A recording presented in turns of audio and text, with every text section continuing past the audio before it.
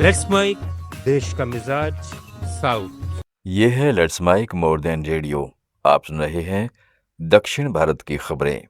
आज सबसे पहले बात तमिलनाडु में दो सरकारी सेवकों की जो लोगों का जीवन बदल रहे हैं। चेन्नई में पेरुम बक्कम के सरकारी हाई स्कूल के हेडमास्टर श्री शक्ति शिवम ने स्कूल को पूरी तरह बदल दिया। क्लास 10 का पास प्रतिशत 41 से बढ़ाकर 100% कर दिया। ड्रॉप आउट कम किए, खेल और व्यक्तिगत संपर्क से छात्रों को स्कूल लाए, जिससे परिवारों में जागरूकता आई।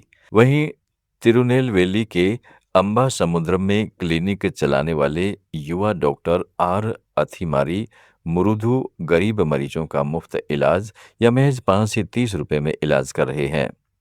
वे 12 घंटे काम करते हैं, छात्रों को फ्री कंसल्टेशन देते हैं, जिससे गांव में स्वास्थ्य खर्च घट रहा है। ये घटनाएं दिखाते हैं कि समर्पण कैसे शिक्षा और स्वास्थ्य में सकारात्मक बदलाव ला सकता है। बढ़ते हैं आगे। कर्नाटक में बिदादी टाउनशिप पर सियासी घमासान तेज हो गया है।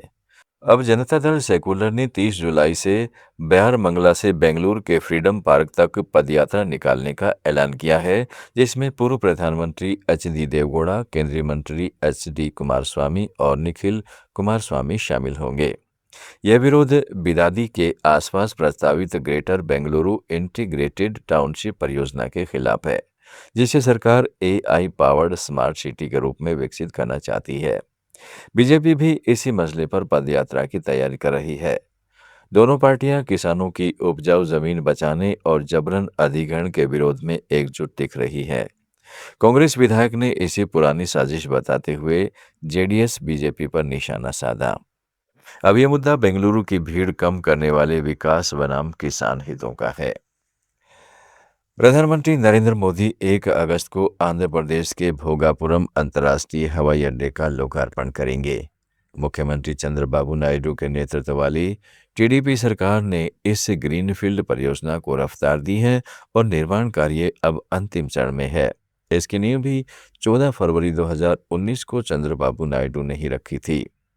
वाईजैग के आर्थिक क्षेत्र का अहम हिस्सा बनने वाला यह हवाई अड्डा उत्तरी आंध्र में पर्यटन, उद्योग और रोजगार को बढ़ावा देगा और शमशाबाद एयरपोर्ट की तरह क्षेत्रीय विकास का इंजन बनेगा। नायडू ने इसे केंद्र राज्य सहयोग और एनडीए गठबंधन की उपलब्धि बताते हुए कहा कि बेहतर कनेक्टिविटी से क्षेत्र की अर्थव्यवस्था को नई गति मिलेगी।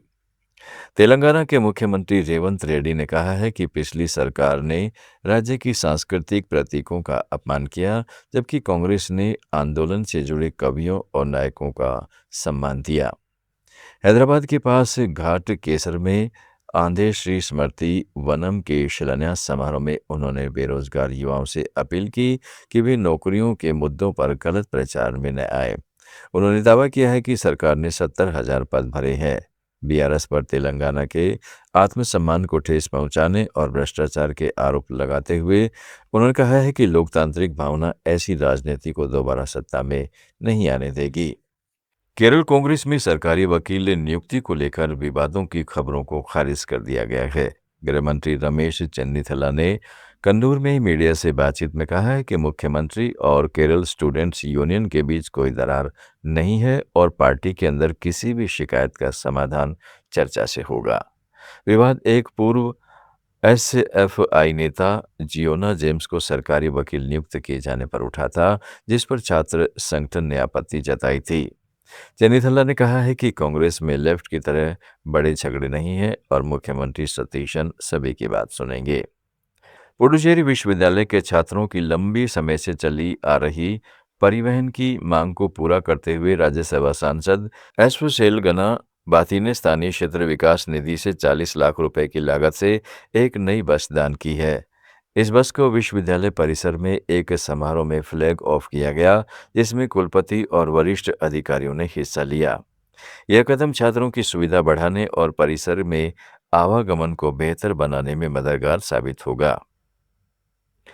तमिलनाडु, कर्नाटक, केरल, आंध्र प्रदेश, तेलंगाना, पुडुचेरी और अंडमान निकोबार की ताज़ा खबरों के इस बुलेटिन को रोजाना सुनने के लिए डाउनलोड करें लेट्स माइक ऐप। जुड़े रहिए लेट्स माइक के साथ।